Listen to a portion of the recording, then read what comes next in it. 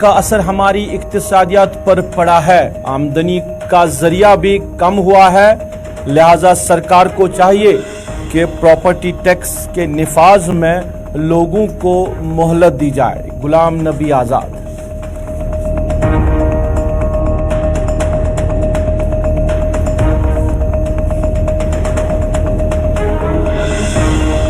जम्मू कश्मीर की आवाम पर आए रोज नए कानून नाफिज करने को अपनी पार्टी के सदर सईद अल्ताफ बुखारी ने बदकिस्मती से किया ताबीर। उन्होंने कहा कि इस तरह के कानून नाफिज करने का मकसद लोगों को तंग तलब करना है।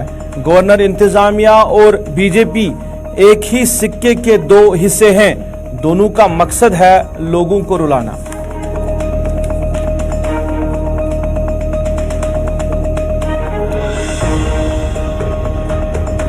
जम्मू कश्मीर में प्रॉपर्टी टैक्स के निफाज के खिलाफ जम्मू बार एसोसिएशन ने एक दिन काम छोड़ हड़ताल की दी काल। जम्मू हाई कोर्ट समेत हर एक अदालत में आज के दिन काम रहा मुअत्तल।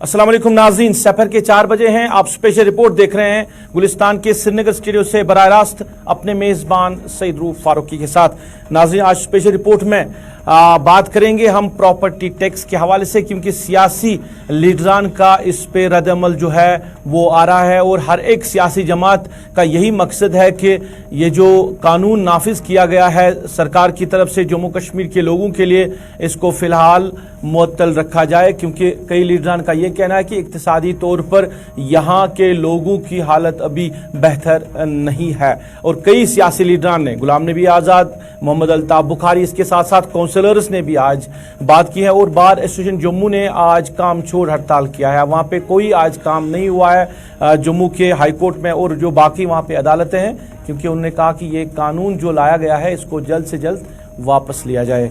बात करते हैं डेमोक्रेटिक आज़ाद पार्टी के सदर गुलाम नबी आज़ाद के हवाले से। गुलाम नबी आज़ाद ने भी इस मामले को लेकर बात की। उन्होंने कहा कि जो जम्मू कश्मीर के हालात है पिछले 40 सालों से उससे जम्मू कश्मीर के लोगों की जो इक्तिसादी हालत है वो काफ़ी ख़राब हो गई है, क्योंकि बेहतर नहीं है अभी इक्तिसादी हालात जम्मू कश्मीर के लोगों की। और इस बीच में सरकार जो है वो नए नए हुक्मनामे लेकर सामने आ रही है। पहले ज़मीनों का मामला, उसके बाद कई घरों पे बिल्डोज़र चलाया गया है, वो भी मामला रहा, और अब प्रॉपर्टी टैक्स का मामला। उन्होंने कहा कि सरकार को सोचना चाहिए कि जिस आवाम पे ये प्रॉपर्टी टैक्स का बोझ लादना चाहते हैं और उस आवाम की आमदनी क्या है, क्योंकि इन हालातों के बीच में यहाँ के लोगों की का जो जरिया आमदनी है वो भी काफ़ी कम हुआ है।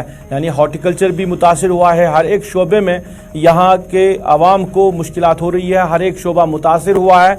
तो इस बीच में जो सरकार ने फैसला लिया है प्रॉपर्टी टैक्स नाफिज करने का, 4-5 साल तक इस फैसले को मौखर करना चाहिए। गुलाम नबी आज़ाद आज लारनू कोकरनाग में एक अवामी इज्तिमा से खिताब कर रहे थे।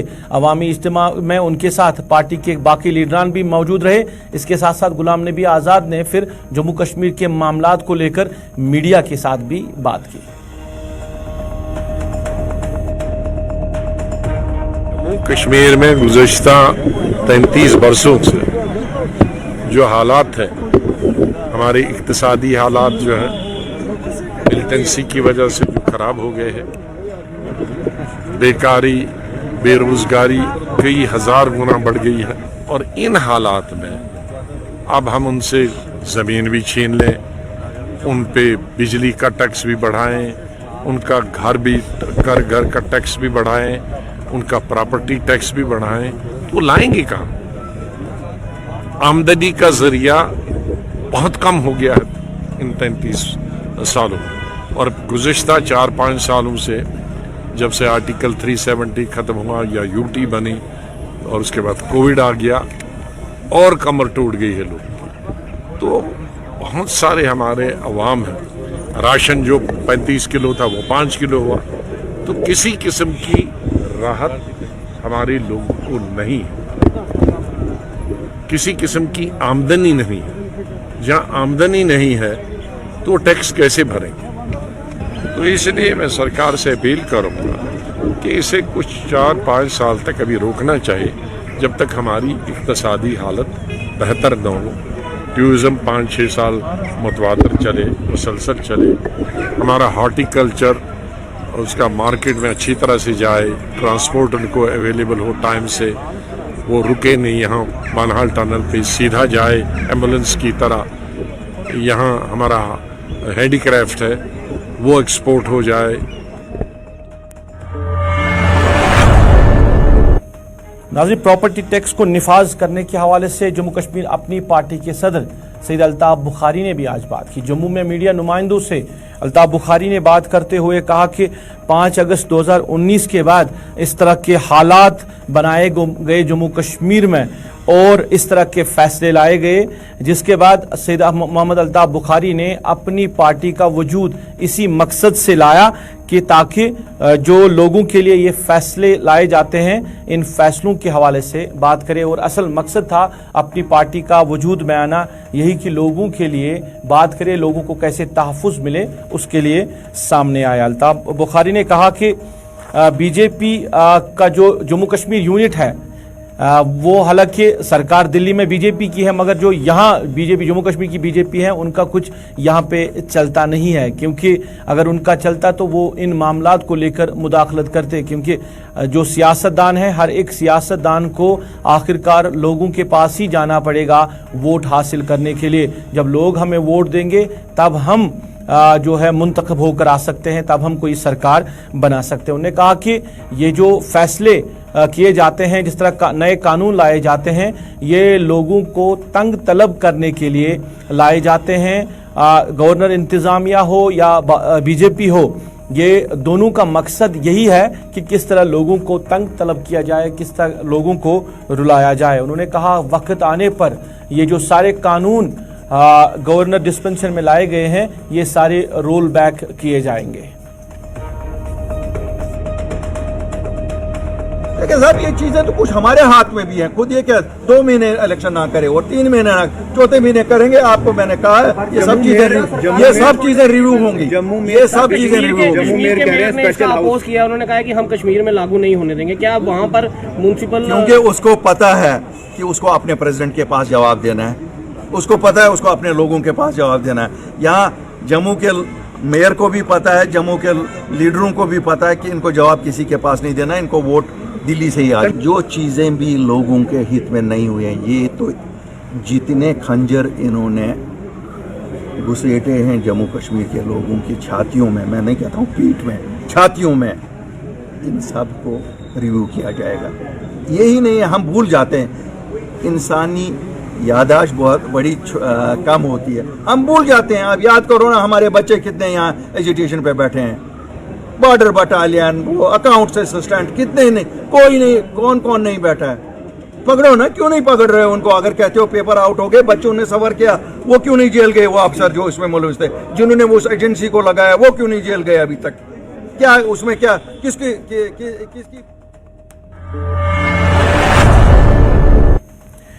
जम्मू कश्मीर बीजेपी के सदर रविंदर रैना से भी मीडिया नुमाइंदों ने पूछा। जम्मू कश्मीर में इस नए कानून के नाफिज होने के हवाले से, प्रॉपर्टी टैक्स का निफाज लोगों पर लाने के हवाले से मीडिया नुमाइंदों ने रविंदर रैना से भी पूछा कि कहाँ गए वो वादे जो बीजेपी सरकार ने किए थे जम्मू कश्मीर की आवाम के साथ कि दफ़ा 370 की मनसूख के बाद नया जम्मू कश्मीर बनेगा और यहाँ के लोगों को तहफ़्फ़ुज़ मिलेगा।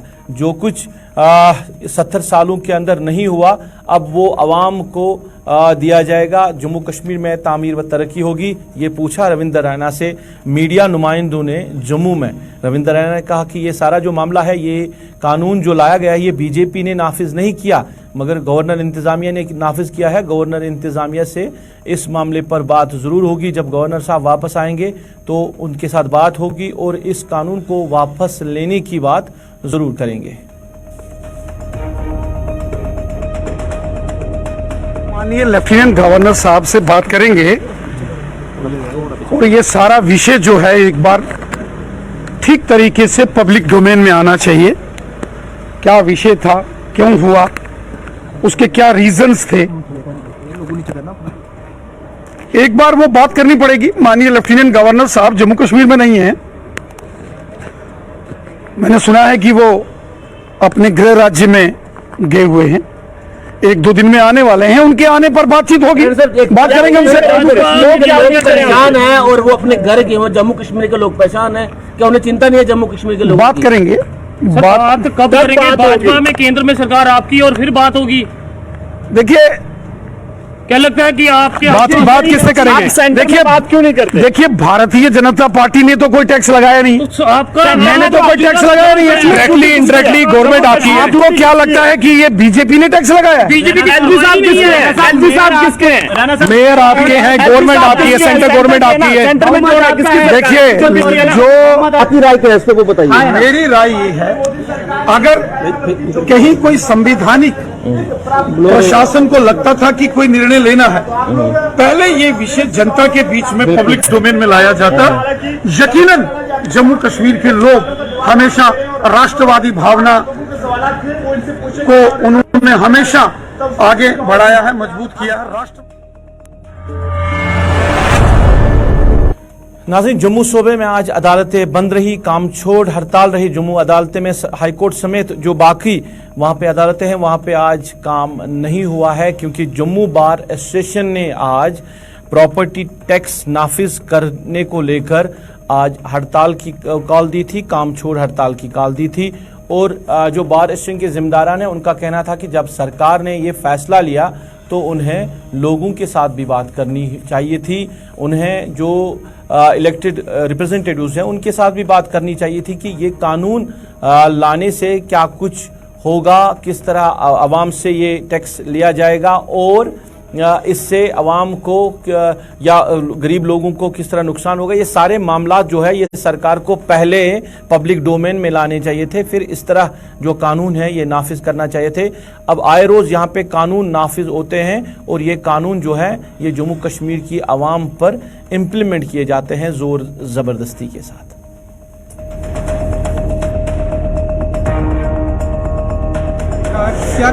हमारे वकील साहबान ने जितने भी की कोर्टें हैं, लोअर कोर्ट और हाई कोर्ट ने as a matter of protest जो है, जो प्रॉपर्टी टैक्स के बारे में जो यहाँ जो म्यूनसिपल कमेटी कमिश्नर वालों ने लगाया है ना प्रोटेस्ट, उसके बारे में हमने आज जो है प्रोटेस्ट करने के लिए सस्पेंड रखा है। बिना सोचे समझे, बिना डिस्कस किए हुए और लोगों को कॉन्फिडेंस में लिए हुए ये जो है वन साइडेड जो है, इसलिए जो है प्रोटेस्ट किया। जब कम से कम आपको करना भी था तो लोगों की राय लेनी ज़रूरी होती है।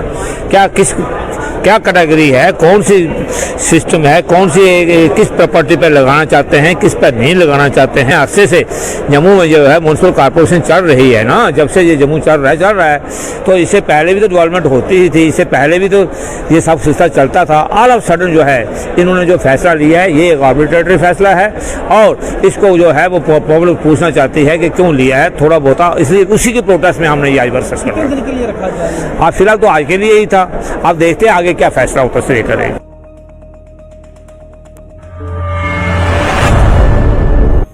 प्रॉपर्टी टैक्स के निफाज को लेकर म्युनिसिपल काउंसिल राजौरी में भी जो कांग्रेस पार्टी से वाबस्ता काउंसलर्स हैं उन्होंने एहतजाज किया और प्रॉपर्टी टैक्स निफाज के हवाले से उन्होंने सरकार से कहा है कि वो फिलफोर ये जो कानून है ये वापस ले, वरना यहाँ का व्यापार मंडल, यहाँ की आवाम जो है वो सड़कों पर आकर एहतजाज करेगी।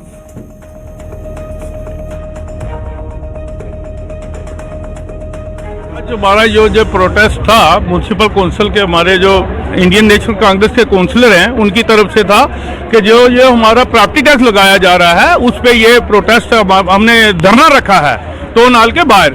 इसमें सबसे पहले मैं आपसे ये बताना चाहता हूँ कि सबसे पहले गवर्नमेंट ने जीएसटी लगाई, हम लोग खामोश रहे, नोटबंदी की, हम लोग खामोश रहे। उसके बाद इन्होंने हमारा स्टेटहुड छीना, हम लोग फिर भी खामोश रहे। उसके बाद हमारा लैंड इशू बना, हम फिर भी खामोश रहे। आज हम पे ये आ गई है कि हमारे पे इन्होंने प्रॉपर्टी टैक्स लगा दिया है। इसलिए मैं आपको ये बताना चाहता हूं कि यहाँ पे भी हमारे बाहर से लोग थे, जितने भी लोग थे, चाहे वो थन्ना मंडी के थे, दराल लोग थे, दराल के थे, बुद्धल के थे, मंजाकोट के थे, ये लोग मिलिटेंसी के मारे हुए लोग हैं। इन्होंने करोड़ों रुपए की जमीनें अपनी थी जो वो लाखों में बेच के शहर के अंदर 4-4, 5-5 मरले जगह ली और वहां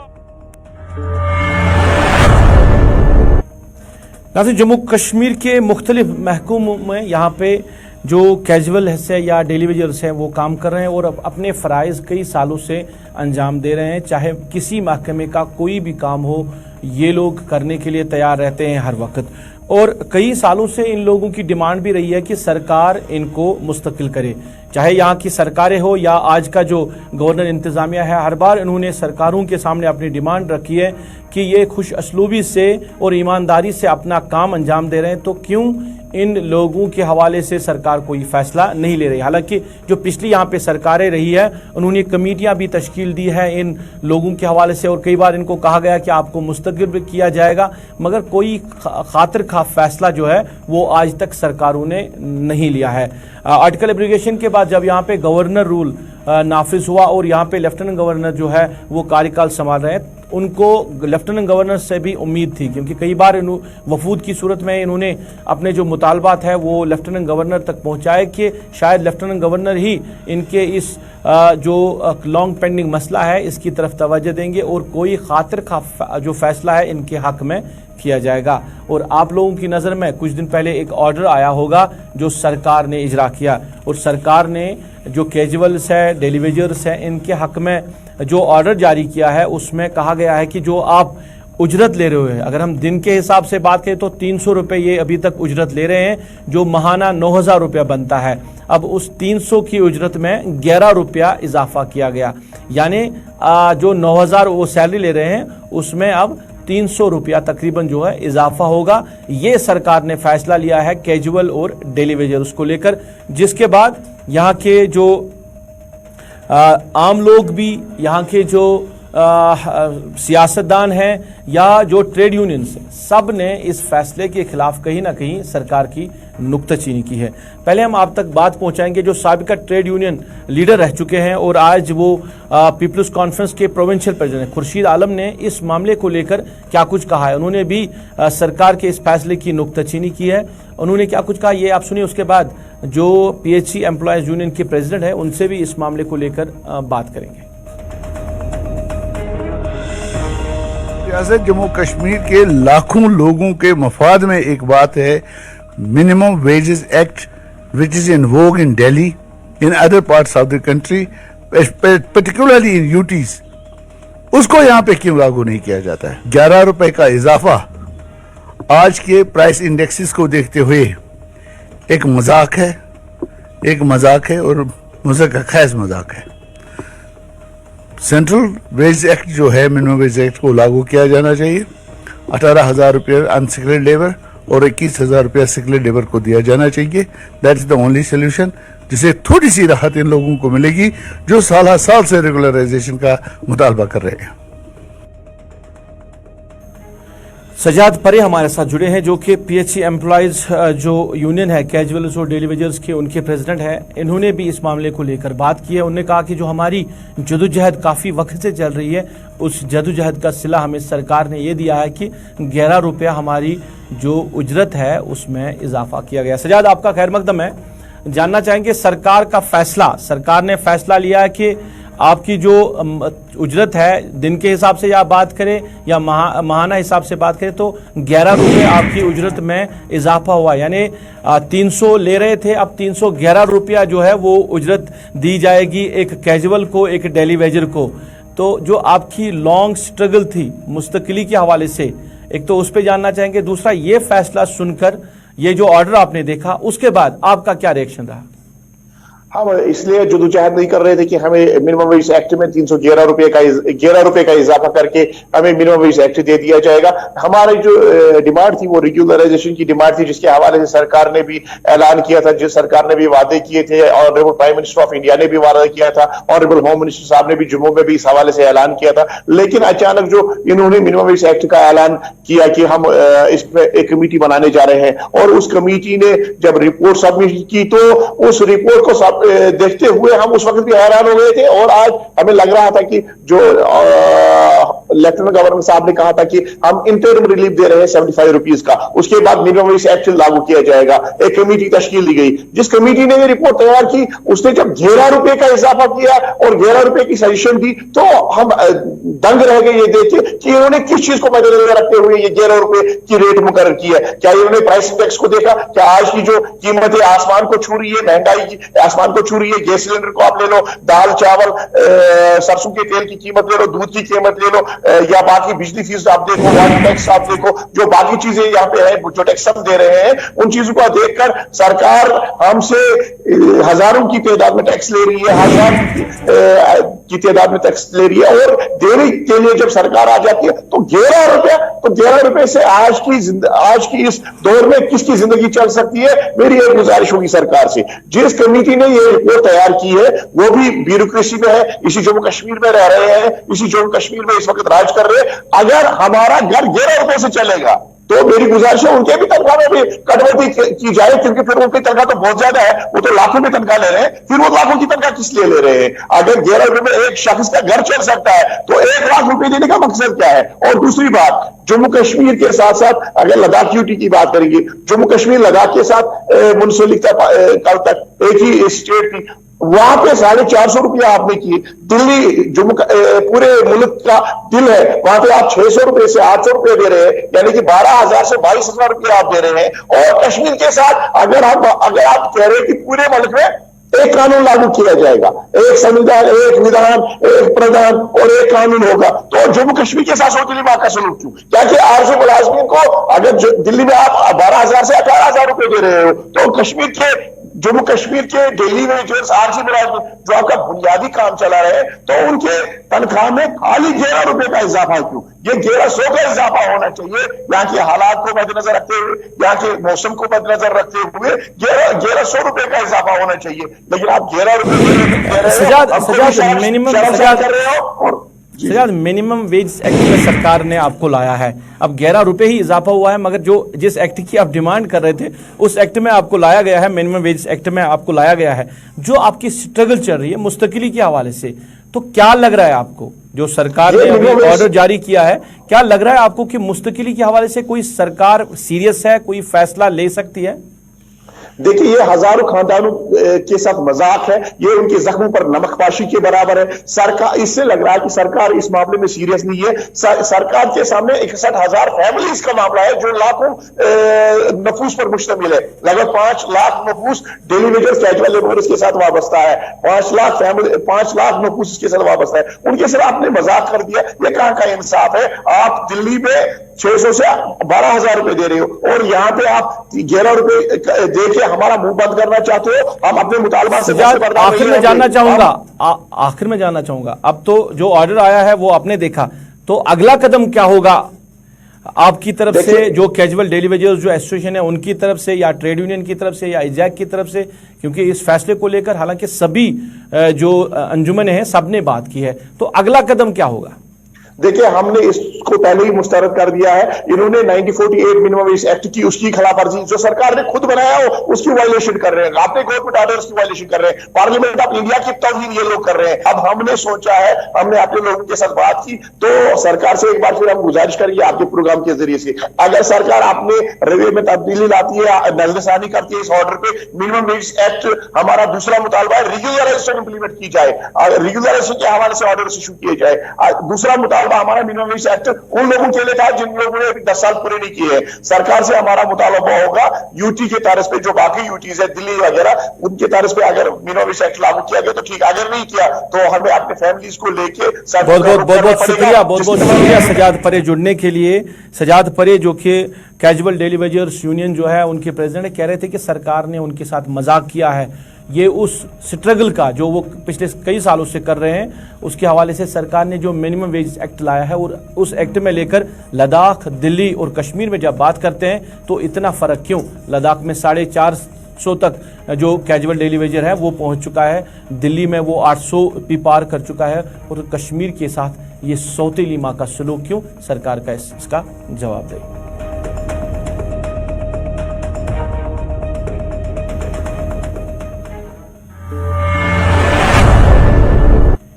नाज़रीन, आपको याद होगा कुछ दिन पहले गुलिस्तान न्यूज़ पे हमने एक खबर चलाई थी आयुष्मान भारत के हवाले से, जिसमें जिन अस्पतालों ने, निजी अस्पतालों ने वायलेशन की थी आयुष्मान भारत के हवाले से, वो खबर अपने आप तक पहुंचाई थी, वो आगाही हमने लोगों को दी थी। और उस खबर के ज़रिए जो वीडियोज़ हमने चलाए, जो विजुअल्स हमने चलाए, विजुअल के दौरान एक विजुअल आयुष डिपार्टमेंट का भी जो है वो चला है, जिसके लिए हम माजरत खा है, क्योंकि हमारा कोई इंटेंशन नहीं था इस महकमे को लेकर कि हम इस महकमे का वीडियो चलाएंगे और उसका जिक्र करेंगे उस वीडियो में। हालांकि हमने जिक्र नहीं किया, खास सिर्फ एक वीडियो चला है आयुष डिपार्टमेंट का, जिसके लिए हम माजरत खा है और हमने ये जानबूझकर इस तरह का वीडियो जो है वो नहीं चलाई। ये गलती के सबब हुआ है जिसके लिए हम माजरत खा है।